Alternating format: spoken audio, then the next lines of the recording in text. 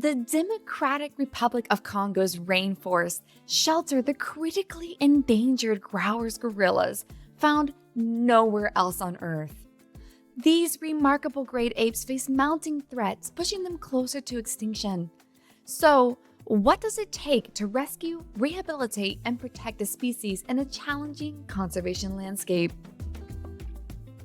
Welcome back to Rewildology, the nature podcast that explores the human side of conservation, travel, and rewilding the planet.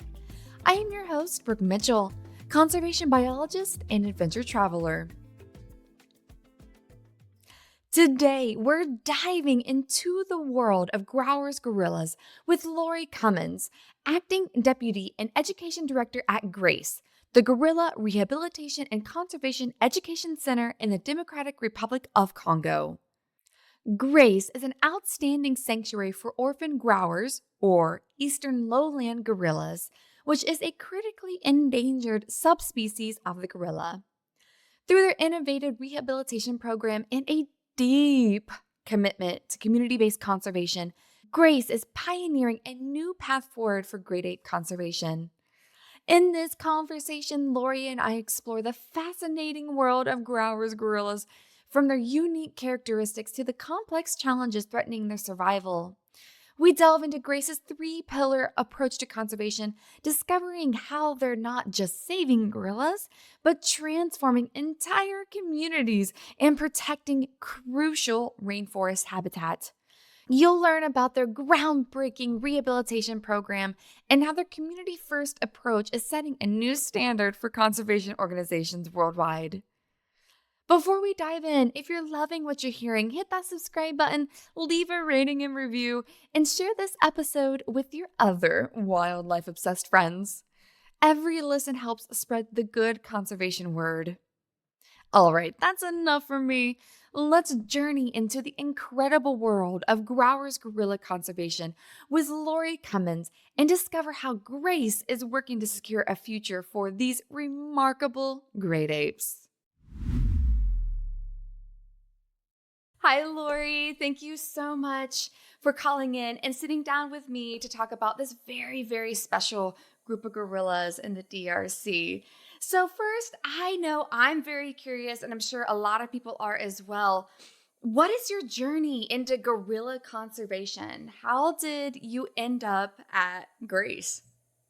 Well, hi, Brooke. It's such a treat to be here. And I am so excited to talk about one of my favorite topics, which is gorillas and community conservation. And I feel like it's been such an incredible journey and such a blessing to be on this path. So thinking about my journey, it's been an interesting one. I always like to say that life isn't linear. So, where I thought I was going to be to where I am now are totally different.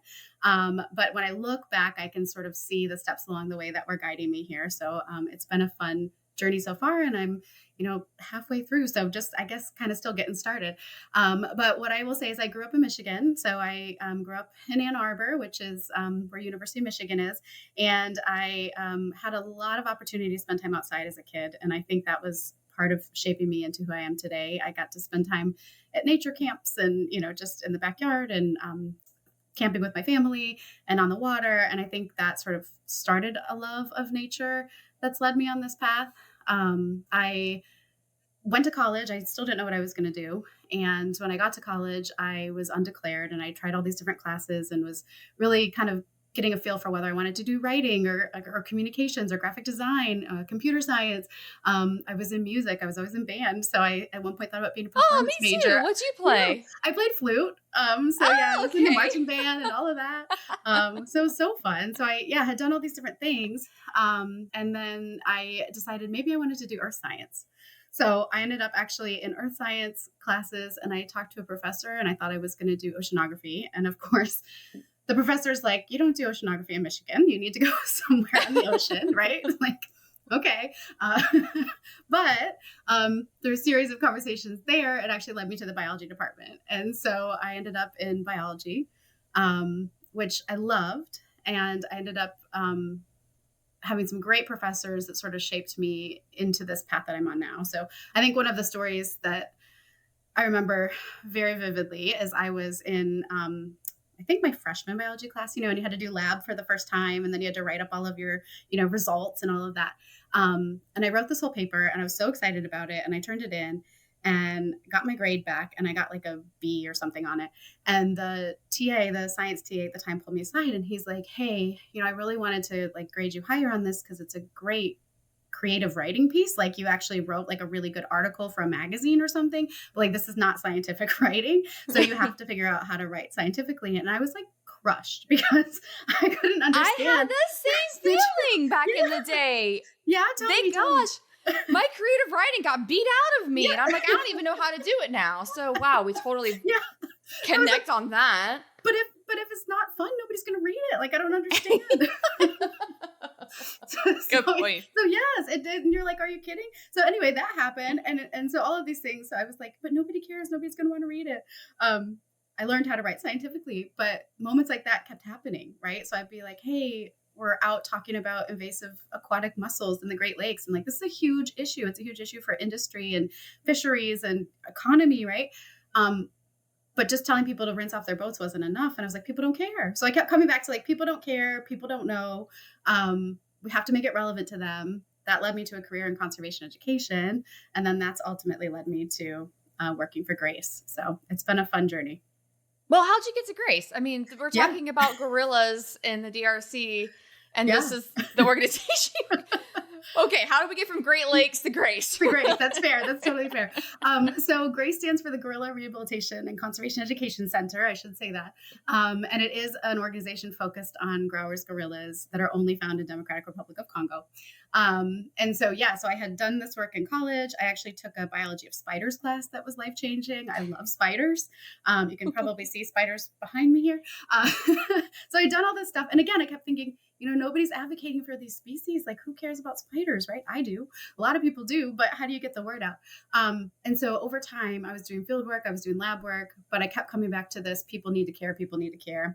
And that brought me to an internship at Disney's Animal Kingdom.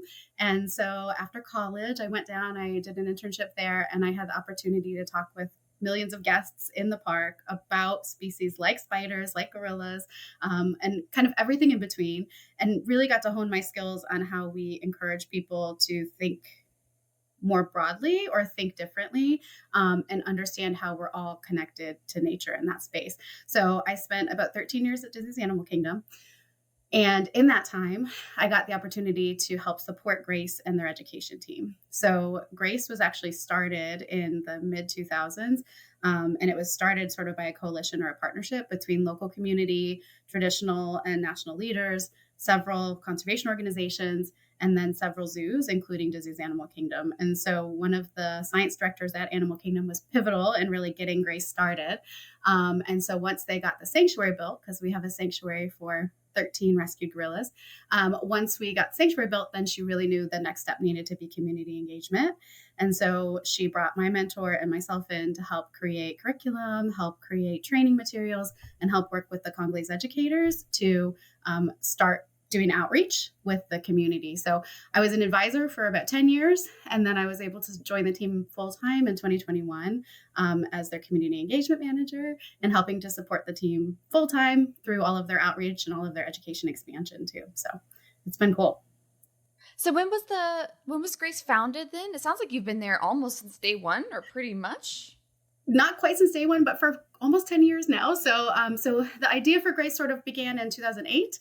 And really it was a response to the illegal wildlife trade. So we had, rescued Grauer's gorillas coming in, being confiscated by the Congolese Wildlife Authority, and they really didn't have a permanent place to go. So there were amazing partners in the region that were able to provide temporary care and sort of triage care. But then, we knew these gorillas were going to grow. They needed a place where they could learn to be gorillas again.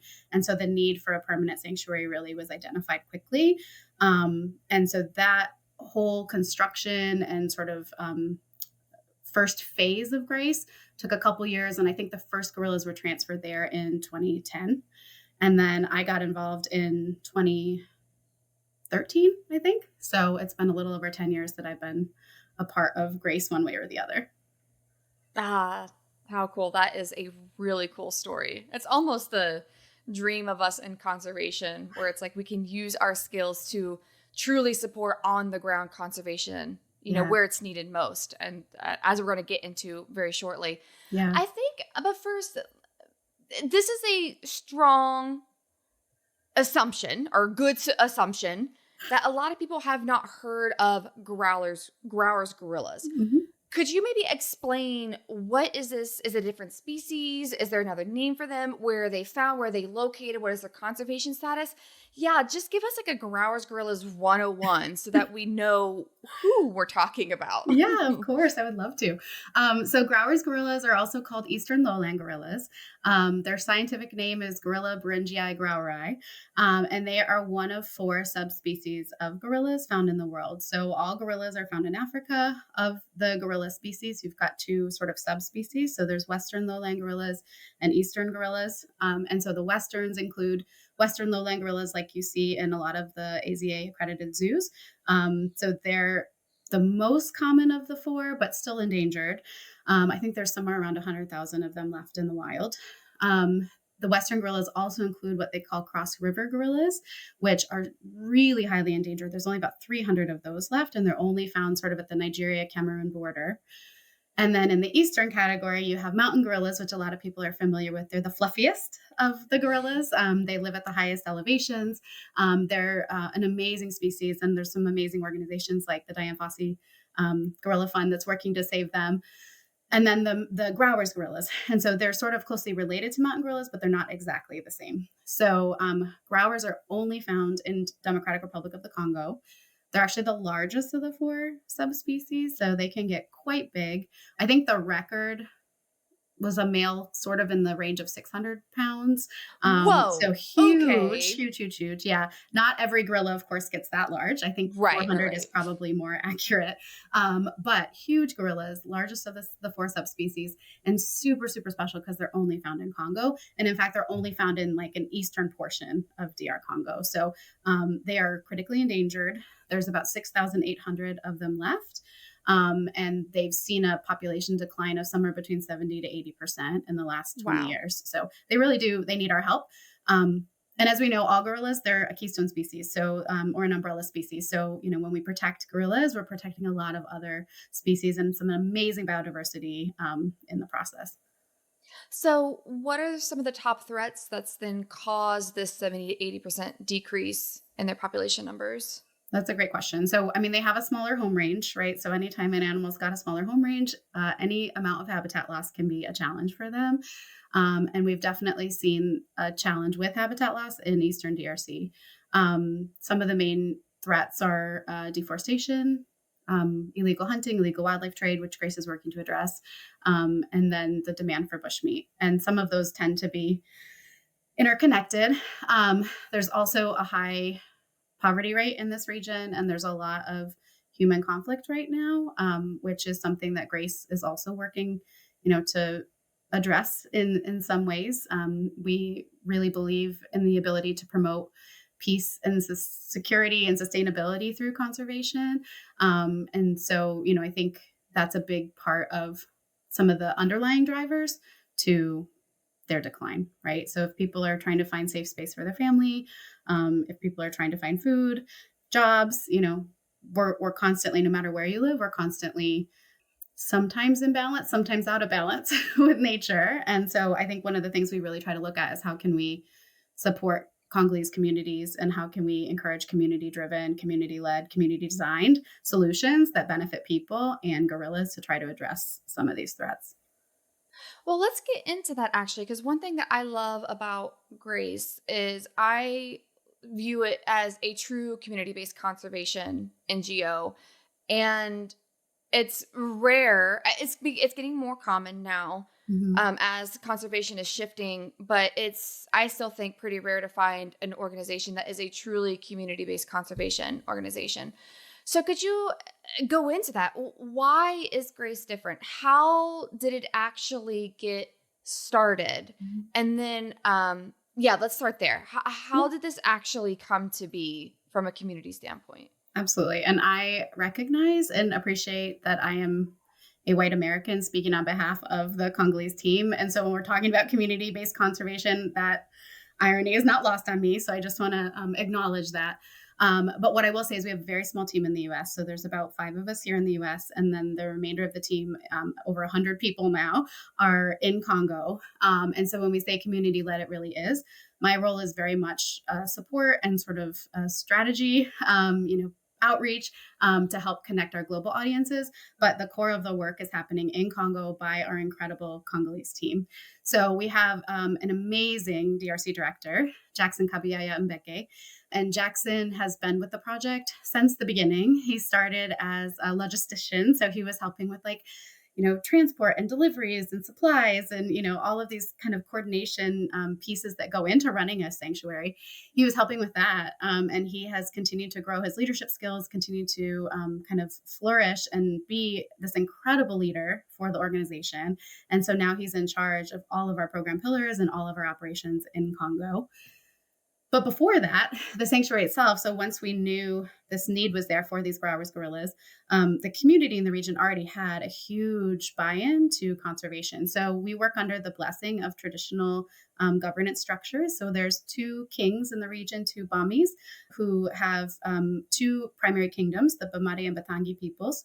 And so that entire group of folks has been dedicated from the beginning to this vision of people and animals living in harmony, and specifically gorilla conservation. So one of the lead, Mwami Stuka is one of the kings of the region. He's also one of the lead Mwamis for all of Congo.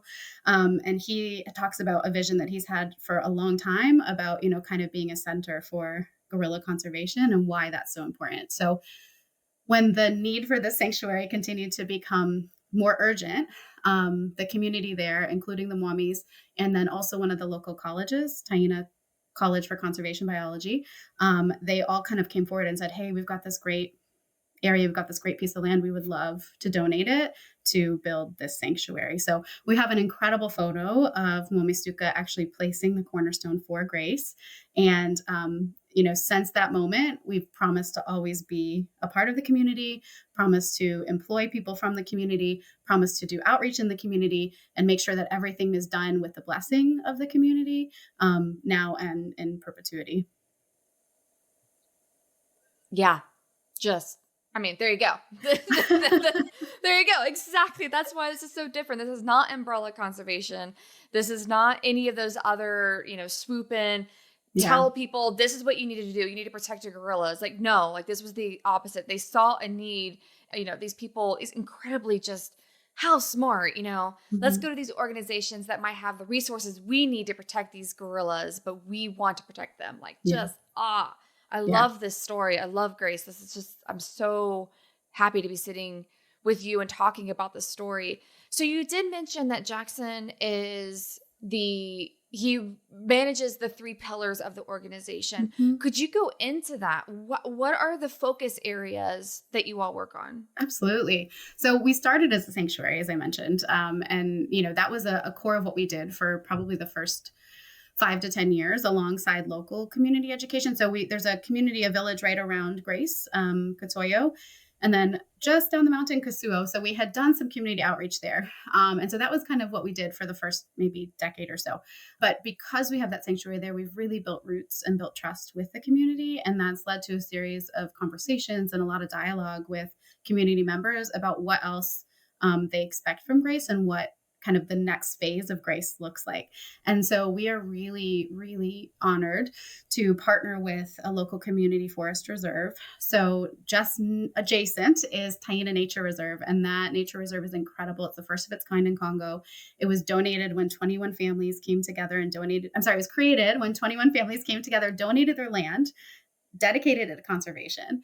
And so these families called Barazas, from that point forward, again, have also been committed to conservation. But over time, it's kind of come clear that, they did this and also hoped that there would be some economic benefit from it. And that piece never really came. And so in conversation with Jackson and the Grace team, it really became a priority that we find a way to support the Taina Nature Reserve and support the families that made this huge step for conservation. And so one of the things that came out was that they really wanted to do a biodiversity survey. And we wanted to see, let's find out, are there wild growers, gorilla populations there? What else is living in Taina? What type of biodiversity, is benefiting from this protection? And so we worked with the community. We found some amazing funders, and we were able to do the first ever survey, Great Ape survey in Taina in 2020, which was an interesting time. We could talk about that.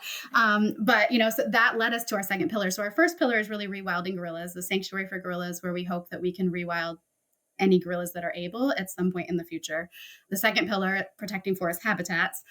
So this forest survey was the first step in that.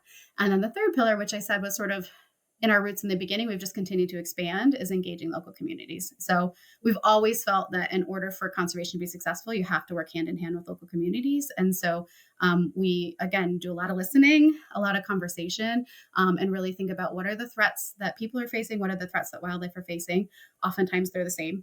So, or they're connected one way or the other. And then what can we do? What does the community want to do? What makes sense for them? What's culturally relevant for them? What actions can they take to help kind of address those threats in a way that also benefits people? So that's the third pillar. So we've got rewilding gorillas, protecting forest habitats, and then engaging local communities. So the community engagement aspect, then what are the overlapping threats, if there are overlapping threats that both the gorillas and the communities are facing, and how is that being addressed? Because as we know, all across the conservation world, you cannot expect anybody to care about nature, wildlife, anything if their needs aren't being met. Like how dare we even Absolutely. say that, Mm-hmm. like if you can't put food on the table for your family, like why would they care about gorillas? Yeah. So, or any other wildlife across the world that's in the US, that's one Mhm. constant we have across the across the globe. So what then, like what needs have been addressed that have come to you all, is it food, is it poverty, is it of employment Mhm. opportunities, is it family planning, is it medical? What are the things that then the community needs that's been addressed and hopefully helped, that then helps gorillas? You're so right. And that's such a great question. And I think we always have to remember, no matter where we're working, people's needs have to be met first. So we do root a lot of our programs in Maslow's hierarchy, right? So we have to make sure that our basic needs are met: food, water, shelter, security, belonging, right? We have to take care of those things first before we can ask people to go beyond that. And so a lot of our programs at Grace are designed to address those needs, but again, in a community informed way. So I could probably talk for hours about this, but I think, a couple of examples that are really powerful to me. One of them is, obviously I mentioned deforestation is a threat. So, and the forests in this region are primary tropical forests that if they're lost, they can't really ever be replaced, right? The goal is that you don't lose forests to begin with. I know there's great reforestation projects out there when we have to reforest, but ideally you want to stop it before it happens, because you can't quite ever replace a primary tropical forest. And this is part of the Congo Basin. So, it's an incredible area, second largest contiguous rainforest in the world. The whole world depends on these forests, right? So it's in our interest as a global community to help support the local communities in protecting the forests and the wildlife that are there. That being said, population is shifting. So as insecurity is a threat, and as different militant groups are in different areas, people move to try to avoid those groups, which means there's a lot of displacement, and that can be really challenging. Poverty is really high. In our region, we see a lot of folks that have lived there for a really long time, but still maybe don't have access to economic opportunity. So everything you mentioned, right, are things that we're working in some way to address. We also recognize we can't solve everything. So we're always looking for partners to help us in this. But one of the examples I think that you mentioned is employment. And I think that's something we're really proud of. So Grace, as I said, employs about 100 people in Eastern DR Congo. And the estimate is that for every one person employed, 6 to 8 people benefit. And so that's a huge kind of stabilization for that region. We're the largest employer in that region. And then you think about kind of Wow. trickling out from that, you know, there's sort of that economy, the domino economy, or whatever you want to say. Like we've got direct employment, but then other people are benefiting, right? So markets and seamstresses and business owners, right? All of those things are benefiting by providing stable employment for 100 people. The other thing we've tried to do is work with women's groups. So we've got women's groups in the region that are super strong. They're incredible leaders, and they're truly the core of the community. And so we've asked them, what would benefit you? And one of the things that has come from that conversation is improved cook stoves. So we're super proud of the work that we've done with the women's groups in helping to design an appropriate, easy to maintain, low cost, easy to create improved cook stove. And so that benefits women. It produces less smoke, so they have a cleaner cooking environment. It means less smoke inhalation, means less damage to your eyes and your skin, but it also means less firewood is needed to cook. So now you're looking at how we can reduce wood collected from the forest and hopefully help stop an immediate threat, which is deforestation, while also benefiting the women in the region. So to me, that's been really exciting. We've been able to build, I believe we're at almost 2,000 stoves now, Oh my gosh, with wow, that's thousands more to amazing. go. But it's also been cool because we've got women trainers. So they've gone through the program, they've learned how to make these stoves.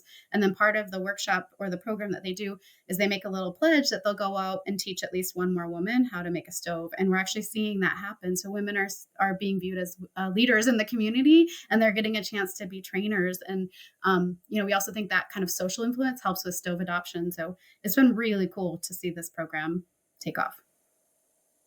That is incredible. Yeah.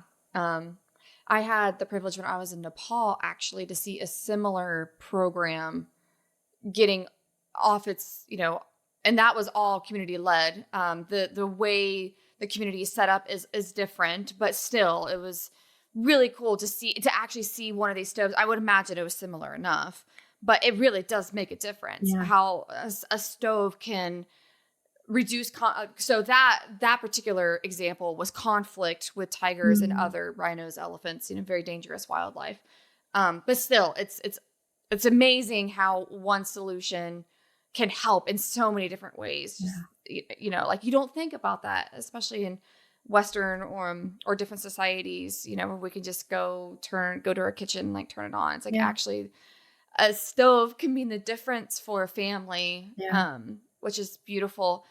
It also is, it's amazing to me because it's life changing for women too, in terms of how much time they'd have to spend collecting firewood, right? So the other thing that we've done is try to pair it with a sustainable woodlot, which is kind of a community-based woodlot that we help create starter seeds, and we partner with some local organizations to do this, but help create kind of starter seeds that then people can come and take and bring to their home, and plant kind of on their compound and use as they grow. Their fast-growing seedlings. They can use that wood as fuel wood instead of having to go collect wood from the forest. So kind of that combination of the woodlots, the stoves, it's benefiting the forest, benefiting women's health, and then it's also changing the time in their day to be able to do other things and not have to be going into the forest, which can also be dangerous. So there's a security aspect to it. So there's just all of these components. And, it's been interesting even seeing the evolution of this, because we started with one model and we tried it and we tested it and it didn't work. It was breaking. And so then, they brought in some local engineers and they kind of looked at it again, and the women adjusted it. And so even in that, it's not like it's not like the Grace educators went in and just were like, here's the model, here's what you do. It's been an evolving process and constantly listening, revising all along the way, which I think is super powerful and kind of a pattern we try to kind of create in every program that we do. Because it's so much bigger. Like you said, it's so much bigger than just cooking, right? And like you're saying, I would never have thought about the conflict aspect of it, but a stove solving for conflict, that's huge, right? And sometimes until we listen and we really learn, we're not going to know all of the deeper points, I guess, behind what we do. And just for context, so that we can maybe understand the culture a little better for any of us who haven't been to this area, and unfortunately, which we'll get into later, it is very hard to visit, Yeah. just for lots of reasons. But is it a very patriarchal society, or do women have rights? Or could you maybe explain that a little bit, like man versus Yeah. women in the community? So again, I'm not Congolese, so I don't want to pretend that I'm an expert on the culture. But my understanding from our education team, so we have 10 educators that are from the local community and an education manager, and that's who I work really closely with. My understanding from them and from Jackson is that traditionally it tends to be a patriarchal society. So it very much tends to be that the man is the head of the household. But that being said, women still have a voice. And so it's just finding the ways for the women to use their voice and feel comfortable using their voice. And I think, especially in Eastern Congo, helping to advocate for that gender equality is really important for our team. For Jackson, especially, he's mentioned how proud he is that many of our staff at Grace are women, and we have female managers, so women in leadership positions. And that's a priority for him because gender equality is a major challenge in DR Congo. We know it's a challenge around the world, but especially in Congo, it can be really tough to be a woman in Congo. So I don't want to take agency from the women there because they absolutely have a voice. They absolutely have an important and kind of irreplaceable role in conservation, but the society is still very much structured that it tends to be patriarchal. So we do create programs specifically for women to try to help them demonstrate their leadership on a broader scale. And one of the things we also do, which I love, is we celebrate International Women's Day every year. So Oh, cool. I know that's not totally to your question, but I think it's such a cool program. Yeah. Sometimes people are like, why is a guerrilla organization doing International Women's Day? But that's a whole part of it, is this focus on gender equality and really the importance of women in conservation. And it was, again, kind of driven by the community and by our educators who said, yeah, we want to celebrate this. This is a huge deal in Congo. It's a big event across multiple communities.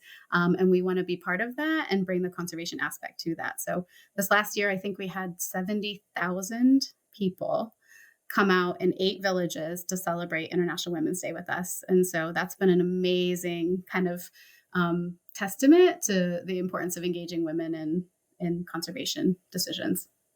Wow. Yeah, absolutely. That is really cool. 70,000. 70,000. Yeah, it was amazing. We were just like overjoyed. So, and that's men, women, children all coming out to participate. So it's been incredible. And even over the years, as we've been kind of celebrating, that crowd has gotten, bigger and bigger. But I think it was last year that we had a super, I think, momentous moment. And one of our educators, Sims, told me this story that he was in one of the villages, Kasuo, and they were doing speeches in the town center and kind of talking about the importance of Women's Day. And to kind of close that ceremony, one of the traditional leaders from the village called up the women's leader of the women's group and presented her with a ceremonial loincloth, which was an offering and a way to say that, we're equal and we're in this together. And we Wow. promise, that we will respect you and treat you as equals moving forward. And so for Sims telling this story, he was just beaming, and the education team was beaming. And, I think to me, that's a direct testament to their dedication to kind of getting this message out and showing what women can do. I mean, on the flip side of this, though, like anytime there's a cultural shift in any way, there's sometimes pushback. So, and I do like exploring maybe some of the non-sexy sides of this. Mm-hmm. So, have you run into that, especially from like a quote unquote education standpoint, or trying to expand? Has a team on the ground run into pushback from other people of the community or just a community in general? Or how has that gone the negative? That's a great question. I can't think of any examples. This is a good question for me to ask the team, and I can always come back to you. I can't think of any examples where they were met with pushback or major resistance, but I also think that's a testament to their thoughtfulness and the way that they approach communities, especially new communities that we're working in. So I can think of 2 examples. One is a little bit more lighthearted, but we've started all these women's projects, and so we are doing the stove workshops. We also do small domestic animal training, so how to better care for small livestock so that you can kind of increase your livestock yield and better provide food for your families and protein and that kind of thing. Those programs have been so successful that we've now had multiple men approaching the educators asking if they could also be part of the program, which I think is fantastic, because to me, it's basically, what was considered sort of, kind of an old term, but like women's work. Now, all of a sudden, the men are like, I want to be part of this. This is really cool. Like, I want to be able to raise livestock better. I want to be able to like have more, produce to sell in market. I want to be able to do these things. So I don't know that it's pushback, but it actually has changed kind of the view of like what a woman's role might be versus what a man's role might be. The other thing I can think of that's a little bit more nuanced was we recently started work in several new communities, one of them being a little bit farther from Grace. So this community is probably distance wise, I'd have to look, but I would say it's multiple hours drive from Grace. But it's a community that's really important for us in our future planning. And so there was some hesitation about how the Grace educators would be received there because it was their first time working there. And so there was a lot of work prior to going to try to understand who the community was, what background they have, what even like ethnic or tribal affiliation they have, what languages they speak, because like many places in the world, just because you're in a small region of a country doesn't mean you have everything in common, right? And history of kind of civil war and kind of a long history of violence in the region has led to a lot of xenophobia. And so there can be hesitation in going to a new area because there can be a lot of hate, right? If you're not from that specific ethnic group. So there was hesitation. And so we did multiple meetings with some partners in that region, trying to understand who was there, trying to explain like why we were going, and that really this was just a key area to engage in terms of gorilla conservation. And we arranged for a large community meeting on the first trip that the educators took. And so when they got to the village of Barusi, they held this meeting and over 300 people came to be a part of it. It was incredible. I think to me, the most powerful thing is, you've got 300 people in this auditorium, and the educators immediately were able to address the community in Kanandi and the local language. And as soon as they did, it was like applause erupted, and everyone in the building immediately felt trust because there was shared ethnicity, shared tribal affiliation, shared language. And they had members of the audience basically stand up and say, thank you. You are the first people that have ever come here to speak to us in our language. And we've never felt so seen, and we've never felt so included. And so I guess to me, that's a super powerful story to say, come back to that point that like community engagement has to be from the actual community for it to be effective. And nobody, whether it was like me or someone else from another part of Congo or somebody else from another country, like nobody could have connected to that community the way that our Grace educators did. And truly they built trust in an instant because of being able to recognize and see each other. So yeah, I hope that helps. It's not a negative. It actually, to me, is the power of really being thoughtful in your approach and what can happen when you do it right. That actually just gave me goosebumps. Oh. Like it did. Like, but me too when I heard the story. Right. So. Yeah. Like, but that just goes to show, like, I feel, oh my gosh. And this is what I'm so grateful for this platform, because if anything, this for me has become an exploration of what conservation really is and how it's actually done. And I have many years of university education, blah, blah, blah, blah, blah. Yeah. Like, but this is real. Like, I feel like that story, what you just said, like that needs to be in every single conservation related course for everybody around the world. Like, we can have these passions. And one thing that I feel like you've demonstrated so well so far is you've said this entire time, it's the community I'm here supporting. Like, yes, I might be a white American, but I know my role, and I'm just as much as part of the team here, and I'm doing what I can to support them. And like, that was such a freaking gorgeous story, like meeting them where they are. Yeah. That community meeting them where they are. And that was, my gosh, that was absolutely amazing. It's truly a privilege and an honor to sit here every day. And I'm going to get emotional, but if I can tell another story. You can get emotional. I'm a crier anyway, but but if I can tell you another story to that, I think, I mentioned Taina and I mentioned this Great Ape survey, right? And I mentioned the year. So I said 2020, right? This had been such a long time coming, and it was something that the community wanted so badly. And other people had tried, right? Like other organizations, outside scientists, they had asked if they could have permission to survey that reserve and had been told no. The community wanted to do it, right? So we found the funding, we found the partners, we found folks and some of our scientific advisors to help do the training, right? All of this was lined up for us to do this incredible first time ever survey. And then COVID hit. And so, Mm. as we know, that changed the world for so many of us.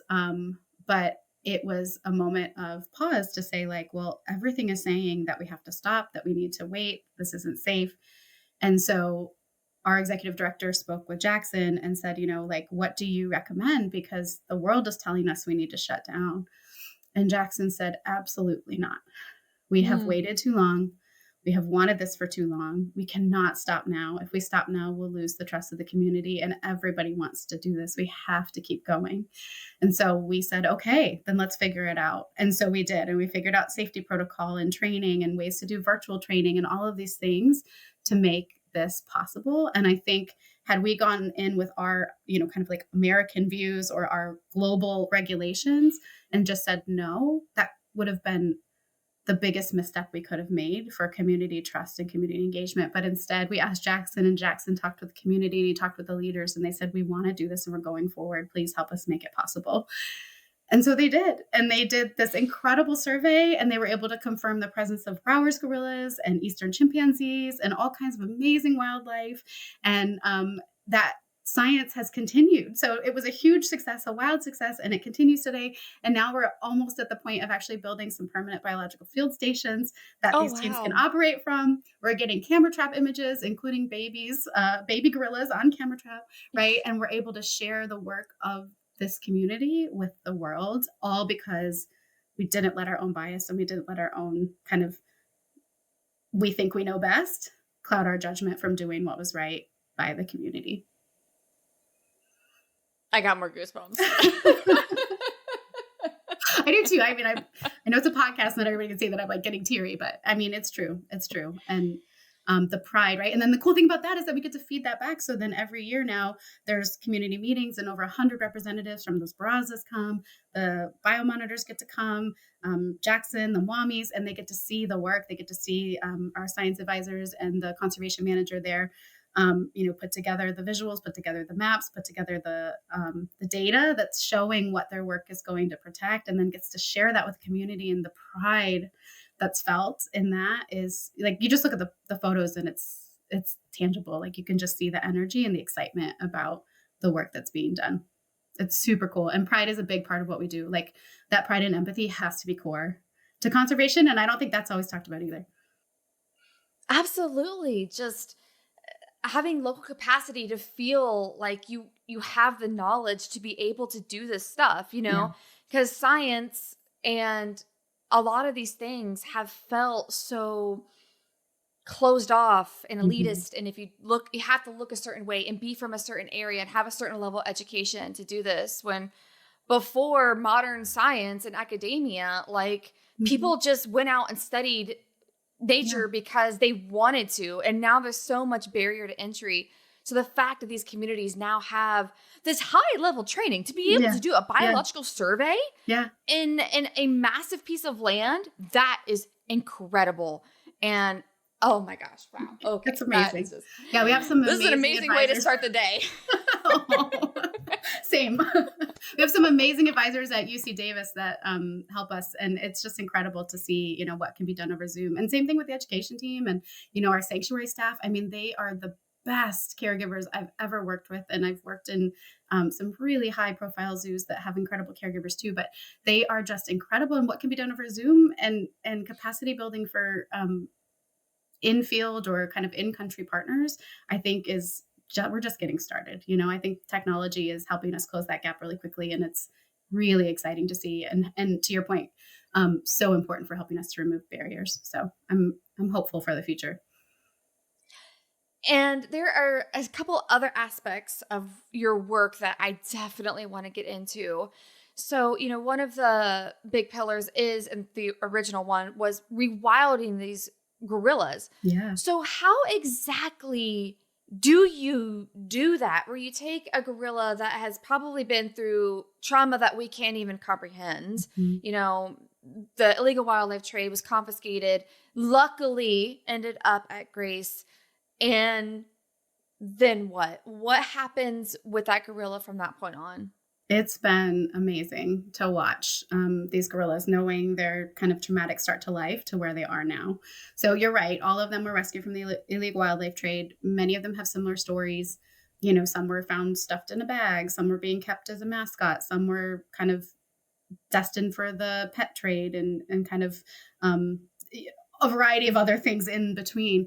Most of them were super young when they were rescued, so they did go through really traumatic experience. And I think anybody listening probably realizes that, if you have a baby gorilla, it means that the rest of the family had been killed, because there's no way that a silverback's going to let a baby be taken. So it basically means that for one baby, you've lost probably 4 to 6 or more gorillas in that process. So, and we know that only a few ever make it to us, right? So there's also that factor that there's some that won't be saved, and that's really, I guess, sombering too.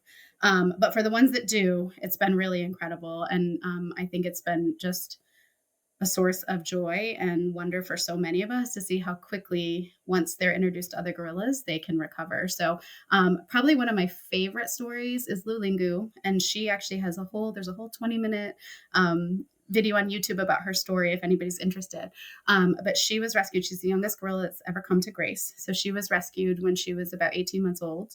And she was brought to Grace really, really young. And so when she first came, she was introduced to two of our really incredible caregivers to sort of be around the clock for her, just to make sure that she was okay. So Kambali and Devote were her dedicated caregivers, and they were with her all of the time, making sure she adjusted, helping her learn to play, helping her learn to eat, helping her kind of learn to climb and make sure her muscles were strong, and all of the things that you need to do when you've first rescued a baby gorilla. But then as soon as everybody felt she was ready, they knew it was time to integrate her into the group. And so they started bringing her along. We have a large forest enclosure. So they would bring her along the forest enclosure so she could see the other gorillas could see her. They would bring her into the night barn so that, again, she could see them, smell them, they could see and smell her. And then when that all felt comfortable, they finally did the introduction. And we have a gorilla at Grace named Pinga. And Pinga has been a surrogate mom for many of the young ones that have come in. So they knew Pinga was going to be perfect for this job too. And so when they were ready, they basically, in the night barn, we have kind of almost like bedrooms. And so they can kind of open a door, close a door, shift gate basically. And so Pinga was waiting in one area, Lulingu was in the other. Everybody stood there with bated breath, opened the door and waited to see what would happen. And they ran to each other. And as soon as they ran to each Oh. other, again, I'm going to get emotional. But Pinga scooped Lulingu right up, put her right on her back, just like a mama gorilla would, and quickly kind of took her under her arm. And that was that. And so it's just been amazing. And Lulingu's, I think, 8 now. And so she's grown up with Pinga. She nested with Pinga just like a baby gorilla would. She's integrated into the group so well. And it's just been incredible. Once they are with gorillas, they don't look back. And so that's perfect, right? That's what you want. And to see her journey I watched the video last night and it just brings chills to see all of that. So then having these forest enclosures, they can climb, they can play, they can forage. They've got other gorillas to socialize with. We have a young, he's a silverback now. He came in young, Kioma. He's grown up under Pinga's care. Now he's in charge of the group. So it's just been amazing to see how well they've done. And then is there a plan to reintroduce part of them or all of them or Yeah, whatever the that's plan always is been our into the goal. wild? Yeah, it's always been our goal. So it's never been done with Grauer's gorillas before. We've never done, no one has ever done a rewilding project with Grauer's gorillas. So there's been a lot of planning. Basically, our whole 10 years has been spent planning for a potential reintroduction. And so, yes, whoever can be rewilded, that's the goal. I think we're getting even closer to that goal, which is really exciting. So, yeah, truly a momentous occasion for all of us, and especially for the gorillas. We just are so excited that, someday they'll get a chance to truly be wild again and hopefully have babies and help boost populations, which would be amazing. I mean, that's like the ultimate goal, right? At It's that true. point. It's true. Yeah. So I, once a gorilla has been introduced to the resident group at the sanctuary, then are they pretty human hands off? At that point, they are living like wild gorillas with a little bit of an intervention with humans, or Yeah, it's a how great does that work? question. I mean, they are in our care, and we're GFAS accredited, which is Global Federation for Animal Sanctuaries. So they're in our care. So we have responsibility to make sure that they're healthy and that they're well cared for. So that does mean helping to supplement their diet, helping to do regular health checks, making sure that everybody is safe. We do daily observations on everyone just to make sure, everybody's acting normal, and we actually can get some really cool data on how they interact with each other in the group too, which has been fun. Our caregiving team has been working with scientists at Disney's Animal Kingdom, and they've actually collected some really cool data about the individual relationships of each of the gorillas, and it's actually helping us to inform our understanding of Grauer's gorillas as a species, which is cool. But that being said, we don't ever go in with the gorillas. So to your point, once they're all kind of in and integrated, then at that point we are hands off as much as we can be. There's interaction through protected barrier. So for example, if we need to do any type of health check, the gorillas are participatory in their own care. They're trained so that they can do things like come up to the barrier and put their hands up or open their mouth, or, so the caregivers can look at their teeth. Like those sorts of behaviors are trained to help us provide them with the best care possible, but we aren't in with them or having direct contact with them at that point. So that's really important. And the good thing is gorillas want to be with gorillas. So I think, where other animals sometimes really imprint on humans, gorillas don't tend to do that in the same way. So they do really just want to be with each other. So that's encouraging too. Oh, that's awesome. That being Yeah. said, of course, our caregivers all have their favorites. So, like Don't our we animal all? care, as we all do, right? So if you ask like Del Mas, he's our animal care manager. His favorite is Amani. He's had such a bond with her since she was a baby. He actually cared for her when she was a baby, and then actually came with her to Grace. We have Devote and Kambali that I mentioned. Devote, I think her favorite is Lulingu, just from that immediate kind of bond that she had with Lulingu as a baby. Kambali loves Jingala. So I feel like there's definitely like we all have our favorites, but at the end of the day, we try to keep them as wild as possible. And then shifting a little bit to the last pillar, and that is the habitat. So Yeah. when I sat down with Katie or ED and also talked about Grace, I was ecstatic to learn about this corridor project that you Yes. all are working on. Could you talk more about that? What is this? How much land are you looking at? Where is it at? All those things. Because as you said, like we have to protect the land, because if the gorillas have nowhere to go, then they have nowhere to go. So could you talk about this corridor project? Yeah, we are so excited about the corridor project. And this is another piece, again, that's being community driven, which I'm just thrilled by. So we have incredible support from Rainforest Trust and multiple zoo partners to help create this corridor, which is the first of its kind in our region. And so what it's going to do is actually connect the Forest of Taina with Maiko National Park. And so it'll create an incredible corridor for Grauer's gorillas between both areas that will allow them to stay protected, allow them to move back and forth, and hopefully ensure genetic diversity in that population. But what I think is cooler to me as the community person is that all of this is also speaking to a request from the community who for generations have wanted to be able to secure their land rights to this region. So this could probably be its own podcast because there's been such incredible work being done. But we are following what they call a free, prior, informed consent approach that's truly based in human rights. And so we have worked really closely with our project leads. Jackson is one of them. And then we have Omer Palaku, who is with Ugadek, which is another conservation organization working in Congo.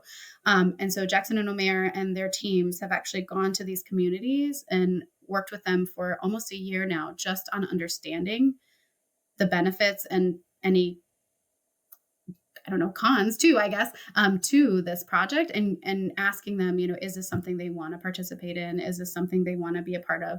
And in what capacity? And the nice thing about free, prior, informed consent is that it's an ongoing process. It's iterative. So it's not like you do it one time and you're done. So you can also say like, hey, here's information. Think about it. We'll come back. Hey, here's information. Do you want to wait and see what happens? Hey, here's information. Are you comfortable signing up now? Hey, I don't want to do it at all. Like, so it's the whole idea is to really focus on that consent piece, that communities are making, informed collective decisions that are best for them. So all of that is to say, it's been an incredible process. The team started in a village of Bakucha, which we thought was the sort of seat of power for this region, because again, there's traditional kings there. So we thought Bakucha was the place to start. And so Omer and Jackson went to Bakucha, and that itself was like a multi-day journey on foot to get there. They got there, they met with the community. The community was super excited to see them and talk with them. But in these conversations, it actually turns out they said, this isn't really the seat of power. If you want to get the blessing from the kings, you actually need to go to Rama. And Jackson and Omer are like, oh, okay, why? Well, tell us more about that. And they said, no, Rama's always been our traditional seat. But years ago, when we were under colonial rule, Rama was too far. And so we were basically just told that Bakucha had to be it instead because they could make a road there faster or easier and we could get to Bakucha, so basically like a case of colonialization changing the traditional seat of power and us as an organization not even being aware of that until we got there to have that conversation. And so then what do? We said, of course we'll go to Rama. Like that's absolutely the right thing to do. Thank you for sharing that with us.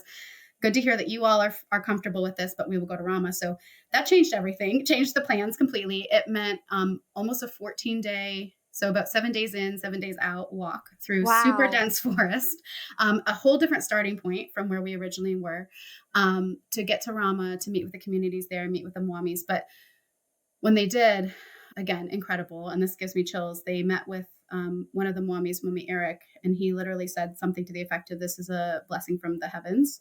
I've been wanting this for my community for many, many years, and you have finally arrived. And we knew when you came because you had gorillas on your shirt and you had, a focus on conservation. We knew that you were legitimate and we knew we could trust you." And so it was, again, this incredible moment. Jackson was emotional. Omer was emotional. Um, and it's just been incredible to see what's happened from those conversations. So they worked with the teams. We actually trained um, trainers to go in to talk about free, prior, informed consent, to talk about these corridors, to talk about what it's going to do. And so the whole piece of this is that the community gets to decide how this corridor would be defined. And so what they did is they took a kind of a GPS outline of the corridor, and then from there worked with the community to map out 4 local, they're called local community forest concessions. So they're basically on paper land rights for these community forest concessions that then once they're recognized in law, the community has full legal power to govern. So they can say what happens in those forest concessions. So the other thing is it's a living landscape. So it's not like we're just kicking people out, right? Like they live there, they'll continue to get to live there. But from there, they can decide, here's the buffer zones, here's where we can do agriculture if needed, here's the areas that will stay protected for wildlife, where things like farming and hunting won't happen. And then we can from there help them explore sustainable livelihoods and economic alternatives from direct benefit from conservation. So anyway, the maps are incredible. They hand drew these maps on chalkboard first. Now they've gone out and GPS them. The 4 families or family groups have identified the CFCLs, and we just signed the first free, prior, informed consent agreements with the communities this week.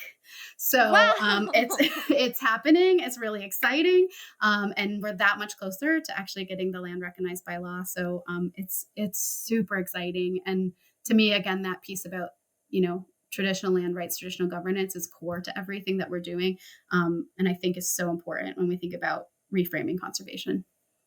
So how big then will this corridor be if and Yeah. when it is completed? So between Taina and Usala, so I think Usala is a little over 220,000 acres, but between the two, it'll bring about 500,000 acres into protected care, all in the hands of communities. So 500,000 acres. 500,000 acres. Yeah. Incredible. Okay. Yeah, I did right? not expect that number. I don't know number what I was expecting, but it I wasn't know. that. I don't even know how to visualize that even, right? I'm like Yeah. 500,000 acres. What is that even equivalent to? But yeah, and it's incredible. So from a biodiversity perspective, it's huge, but truly from a human rights perspective, it's really exciting too. So since you are so involved with the community as well, and you brought up alternative livelihoods from conservation, since tourism is Mhm. pretty much off the table, at least for the foreseeable future, with the civil wars and this and the unrest that's happening in the country, what is possible for Yeah, alternative livelihoods in this area? that's a great question. It's something we're still exploring, if I'm being honest. I think there are a lot of organizations that depend heavily on tourism, and that's never been a model that's worked for Grace.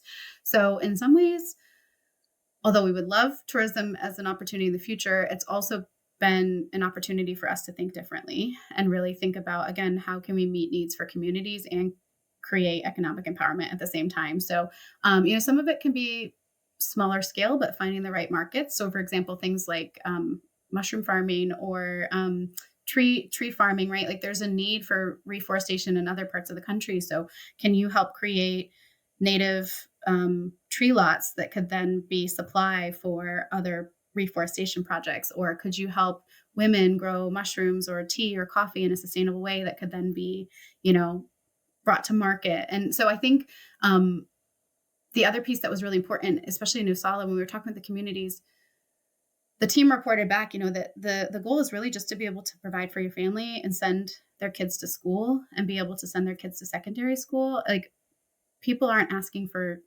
millions and millions of dollars, you know? Like, it's really just, again, back to basic needs. Like, what are the basic needs to help thrive? And we're actually working on how you measure human thriving. But, you know, what are the needs that need to be met? What are the things that you want as a community to be able to say, yes, I feel like I'm thriving? And so we're still in that conversation. But it could be things like sustainable agriculture. It could be, there's a lot of work in the space right now, kind of globally, and I'm not an expert in this, but there's a lot of work in sort of biodiversity credits and carbon credits. So reimbursing people for protecting forests that the entire world needs. And then, yeah, there's a lot of other opportunities that we can think about. I think conservation science, right? So we have a plan, as far as I understand, to do similar biomonitoring in Usala that we're doing in Taina. So that would employ many people through that process. So we're still figuring it out, really, is the short answer. But as one of my mentors said, you know, if it was easy, people would be doing it already. So I think Right. that's the other thing, is we're learning as we go and trying to look at best practices from around the world to help us, you know, think about ideas and customize for Congo. And I think that this brings up something that I'm sure a lot of people have a questions about, which we've touched on briefly here and there, but this brings up um, full front, is how how has grace continued in a civil war worn torn country? What has the civil unrest done Yeah. to, and anything you can speak about, to Yeah. like have any of your colleagues over there been affected by this? How has grace continued in the face of literal violence in the country? Yeah, it's a really valid question and a sensitive question. And I think, again, I want to be sensitive in how I respond because I don't want to Right. speak for an entire country. I think that, um, unfortunately, the narrative around Congo sometimes can be so negative, and it breaks my Hmm. heart because, yes, we have to address the realities of what's happening in certain parts of Eastern Congo, but there's so much more to it than that. And there's so much hope, and there's so much joy, and there's so much perseverance and dedication and like um, vision for a better life. And so I think our team is just incredible in the way that they work through that. And so, you know, I always hope that the story is focused and positive and in a realistic way, not a toxic way, but, you know, like, focus on the good people are doing, because there's a lot of it, and there's so much good happening at Grace and around Grace. So, what I will say is, you know, we are very fortunate. I mentioned we operate under the blessing of the traditional kings. So, operating in that landscape under their governance has been really key for Grace's success over the years. Mwami Stuka is also, not only is he a leader in the region, but he's actually one of the lead Mwamis of all of Congo. And he sits on a lot of the security councils, and he has a lot of respect in the region and nationally. And so operating with his blessing has helped to protect Grace. Um, so much so that, you know, at times Grace has become a safe haven for community members. So there's times, if there's been insecurity in the region, actually community members have moved towards Grace because they know that it can be a safe space in the midst of otherwise a potentially violent landscape. So we continue to hope that's the case. You know, I want to say like knock on wood or something, but you know, that sounds too trivial. But you know, we continue to hope that that stays the case because of the trust that we built, because of the community buy-in, because people know the benefits that the organization brings, and because we have that blessing from the kings. So I think that's helped us. I'm not going to say our team hasn't been affected. They absolutely have. There's been times that have been more challenging than others. But we also really listen to Jackson and his guidance. He also sits on a lot of the security councils. He's always got kind of a pulse on what's happening. And we have lots of different protocol in place if anything, you know, were to become more heightened in our region. So Yeah, we've had times that it's been closer to us than others, but overall, I think we have been very fortunate because of those relationships with the community that we've stayed pretty secure. What I will say again to Jackson's credit is at times where people have been displaced, he's found ways to help support them. So he's Oh, found, wow. like, for example, we needed a second forest habitat built. And so he knew at one of these times that people needed employment. They had been displaced, they needed employment. And so we were able to find the money to help provide jobs for people. They were temporary jobs, but they were jobs to help construct the forest habitat in a time when jobs weren't otherwise available. So he's super, super insightful and super focused on, how we give back. And he always says you can't look after the gorillas better than you look after the people. And I feel like that just continues to be our guiding kind of mantra, insecurity or not. I don't know if that Yeah. answers everything for you, but yeah. Yeah, I just wanted to address it Hmm. because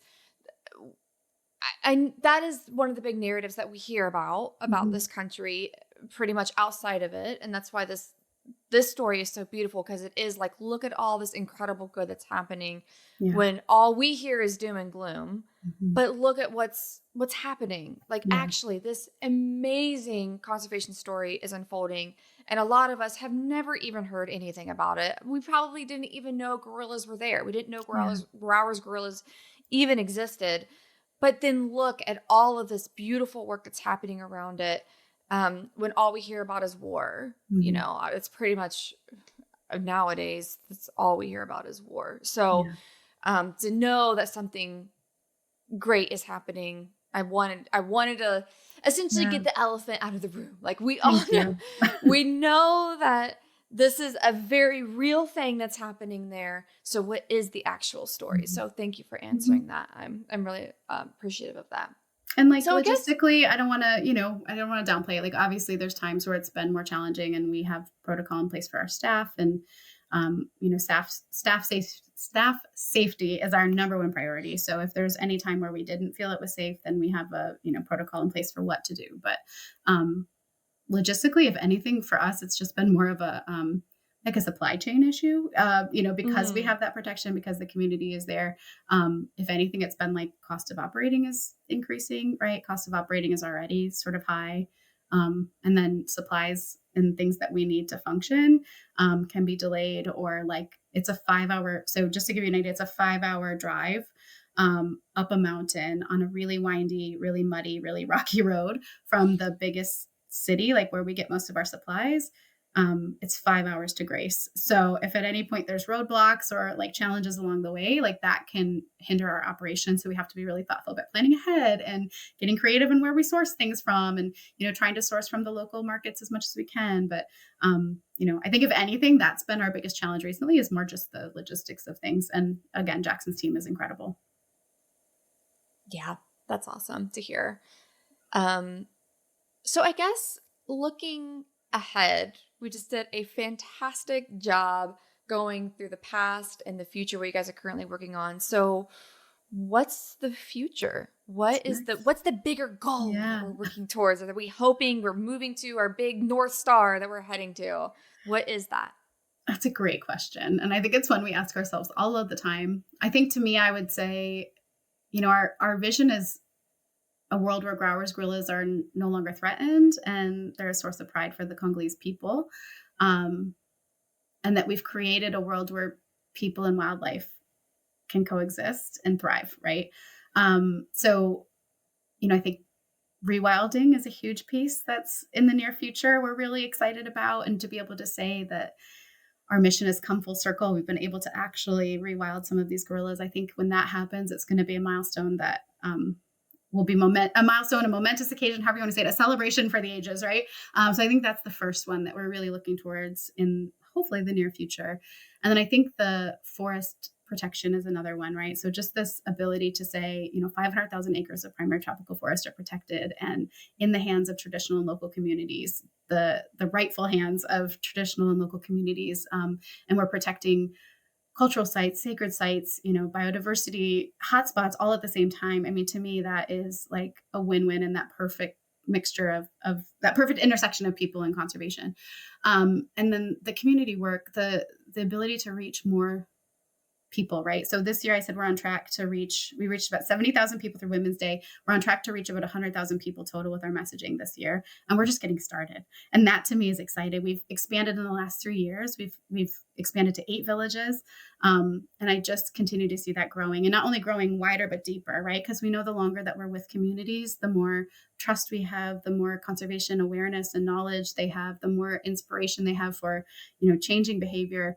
And we see that over time. We're committed over time to that long-term behavior change, which ultimately means better livelihoods for people. So I think, we're a decade young and a decade old, right? Like we're just, in a way, we're just getting started. And I just feel like we've grown so much in a few years, and we're just like on a rocket ship to the moon at this point. So I think I'm so excited to see what the next decade is going to bring. Yeah, that's exciting. And I'm happy to now know all of you to follow your journey, Yes. And share updates as they come along. And yeah, who knows what the future of Rewildology is and how we can continue sharing Grace's story in the future. And then shifting to you, clearly you have a lot of passion. I mean, you've been part of this organization now for 10 years in various ways, shapes, and form, and you're still doing this. So what gets you up every day? Why are you still doing this? Why are you still working with Grace, Grauer's Gorillas? You're not shifting to another animal, another species, another project. What gets you up and excited and still doing this day after day? Oh, it's a tough question. I think it really is people. I think I have an advisor and a man I really admire, Sam Berner, and he's worked with Grace for many, many years. But he said after one of his trips to Grace years ago, many of us get involved for the gorillas, but we stay because of the people. And, back to my story, right? Like everything I did kept coming back to like, but how are we going to encourage people to care? How are we going to encourage people to know? Like, how does this relate to people? And I think that's still the case. Like, I just care so much about the people. I care about my colleagues. My colleagues in Congo are some of the most driven, kind, dedicated, passionate people I've ever had the privilege to work with. And so just getting up every day and knowing there might be something little I can do today to help make their life a little easier gives me energy, right? It gives me purpose. And I think a lot of us get in this field because of purpose, right? Like we want to feel like we're helping make the world a better place. And so just knowing that there might be some small thing today that could help someone, I think is what motivates me to do this every day. And how lucky we are, like how lucky to be able to come to work every day, and be like, wow, like this is part of something bigger. This is part of something more meaningful. So I don't always feel like I deserve to sit here. But I do think that it's such an honor to sit here. And I think that's what drives me. Oh, you deserve to sit there, girl. You put in the time, you have the work. Clearly, this is what you were meant to do. The amount of passion exuding off of you is real. You don't have that passion for no reason, Thank you. Clearly, you're doing what is in your heart. So, and I love asking this question. I ask everybody that comes on, what advice or message would you like to share with everyone listening? Can I give 2 or a couple of things? Of course you can. Because clearly I like to talk. You know that. Okay, so for advice for how to help Grace or gorillas, I would love to offer that because I think that's something that sometimes we still don't always connect the dots on, right? Like it's easy to think, oh gosh, I'm in North America and, how does that relate to gorillas and what could I possibly be doing or how could I be connected to them? But, one piece I will say is we actually all carry something in our pocket every day that is more connected to Congo than you might think. And that's our cell phones. So a lot of the minerals, a lot of the things that we use to make electronic batteries are being mined in countries like Congo. So every time you recycle your phone or your small electronics, or every time you wait to get a new device, you're actually helping to reduce the amount of mining that's necessary, which then in turn protects people and habitats. So one thing I will say is if you're interested in gorilla conservation or interested in making a difference, just recycle your electronics. That's so helpful for a global kind of impact if we're all doing that. There's some great organizations out there. One of them I'll shout out is EcoCell. We've partnered with them for many, many years, and they do great work to directly benefit primate conservation. And the other thing I'll say is just be an informed consumer in general, right? So like things like sustainable coffee, sustainable tea, a lot of that is grown in Central Eastern Africa. So like thinking about what we're choosing and how we're choosing it and how that can impact our neighbors, our friends, our global community, I think is something I would consider too. Um, Aside from how to help gorillas and advice on what to do in conservation, I would say kind of general advice. um,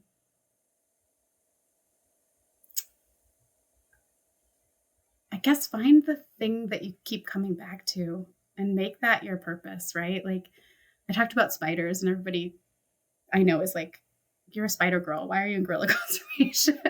um, but I always see spiders. I've always loved spiders. I've always had this kind of fascination with spiders. And I feel like it's been an interesting journey for me because obviously not everybody cares about that.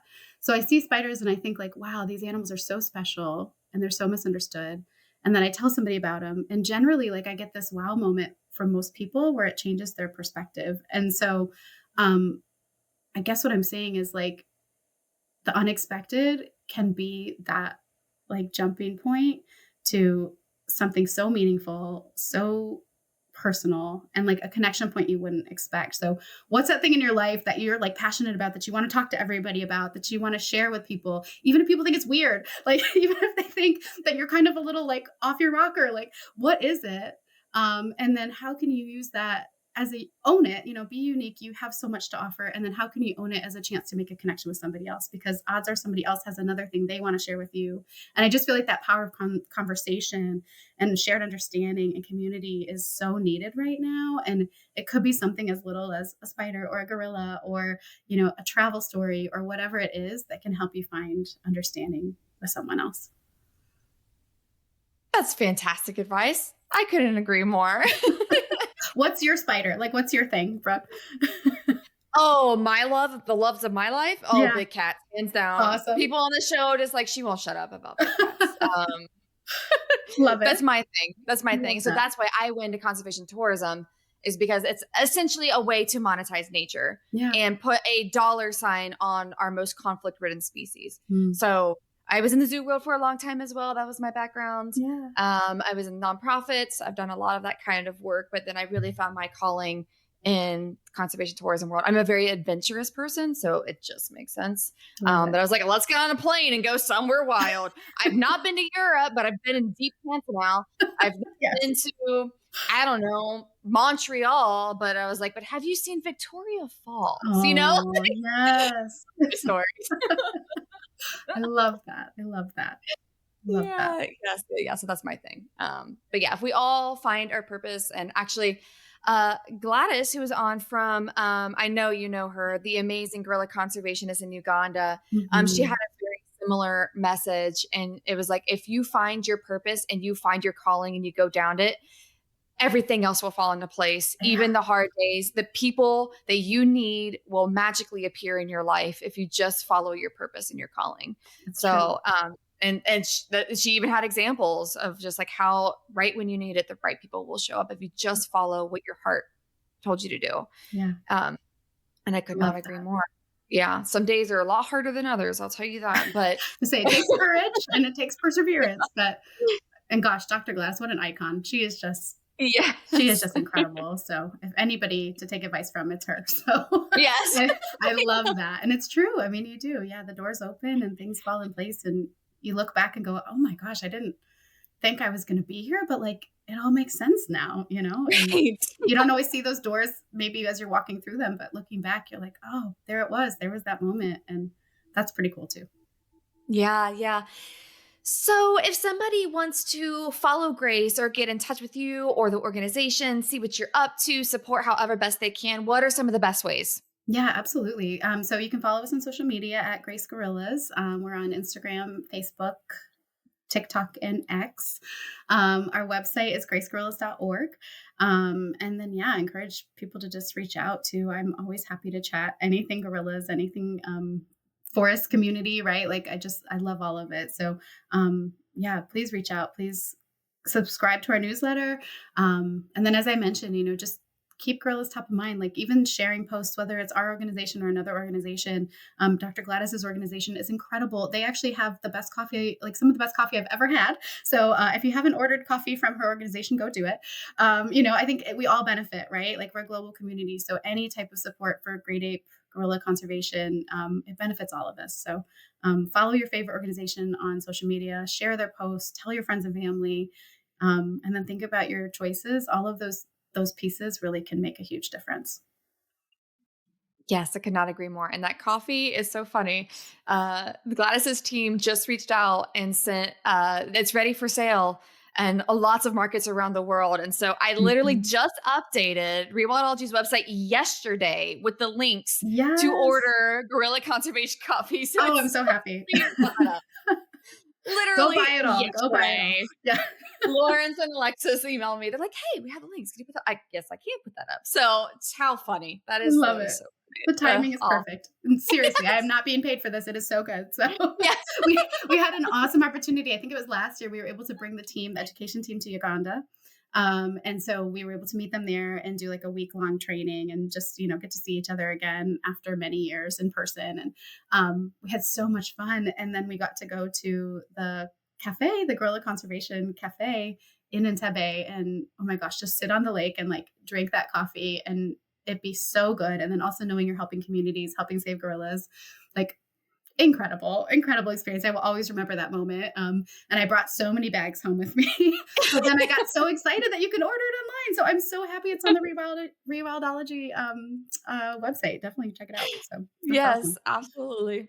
Well, Lori, you are incredible. I thoroughly enjoyed this conversation, and I can't wait to share Grace's story, your story, gorilla conservation with everyone. So thank you for Oh, sitting down with me today. thank you for the opportunity. It was such a treat to talk with you. And thank you for all you do just to share these voices and stories about conservation in so many different capacities and the work you do to feature so many amazing people out there. It's just an honor. So thank you for your time. Thank you so much. Thank you for joining me on this wild adventure today.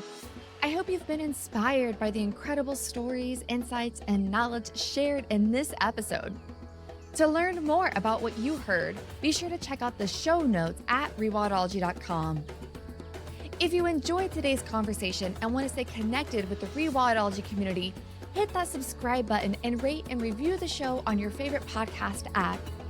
I read every comment left across the show's platforms, and your feedback truly does mean the world to me. Also, please follow the show on your favorite social media app, join the Rewildologist Facebook group, and sign up for the weekly Rewildology newsletter. In the newsletter, I share recent episodes, the latest conservation news, opportunities from across the field, and updates from past guests. If you're feeling inspired and would like to make a financial contribution to the show, head on over to rewildology.com and donate directly to the show through PayPal, or purchase a piece of swag to show off your Rewildology love. Remember, rewilding isn't just a concept, it's a call to action. Whether it's supporting a local conservation project, reducing your own impact, or simply sharing the knowledge you've gained today, you have the power to make a difference. A big thank you to the guests that come onto the show and share their knowledge with all of us, and to all of you Rewildology listeners for making the show everything it is today. This is Brooke signing off. Remember, together we will rewild the planet.